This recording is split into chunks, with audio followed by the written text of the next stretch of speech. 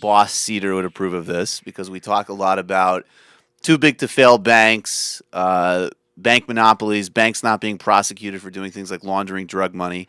And it just so happens that in testimony, I think it was yesterday, in front of the Senate Banking Committee, excuse me, the Senate Judiciary Committee and Oversight, Attorney General Eric Holder acknowledged that some banks may in fact be too big to fail, too big to prosecute, which is very interesting. This is sort of a direct acknowledgement. So this is in response to a question from Senator Chuck Grassley.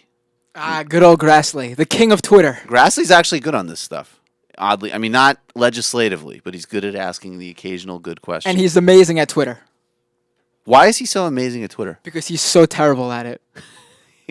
Oh, is he the guy who has he misspells everything and has bizarre pocket tweets, and he talks about constantly hitting deer on the road, and it's pretty amazing. That's really okay. I didn't realize he did the whole hitting deer thing on the road. That's amazing. All right.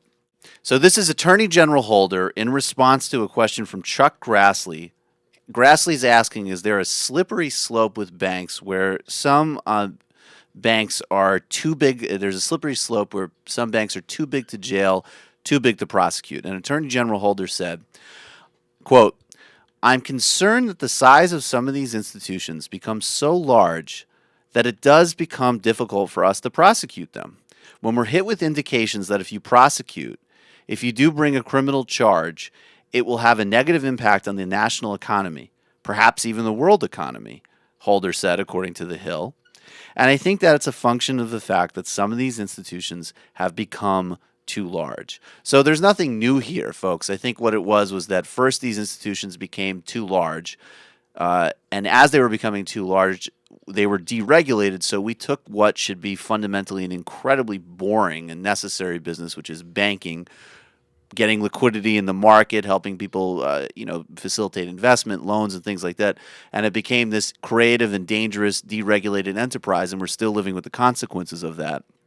Senator Elizabeth Warren still showing that she's at least rhetorically so far doing exactly what she campaigned on, which is great.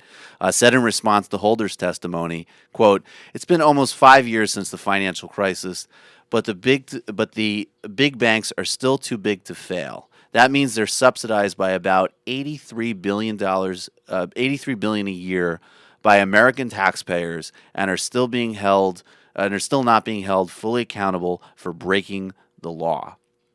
Attorney General Holder's testimony that the biggest banks are too big to fail, too big to jail, shows once again that it is past time to end too big to fail. And actually, the other day I saw Nassim Taleb, who's kind of a controversial financial writer. He said the other day, and I'm not looking at the camera. I apologize. Here I am. He said the other day that bankers who work in subsidized banks should all receive the same salary as government workers and civil servants, since they're subsidized by our tax dollars. That seemed pretty logical and sensible to me.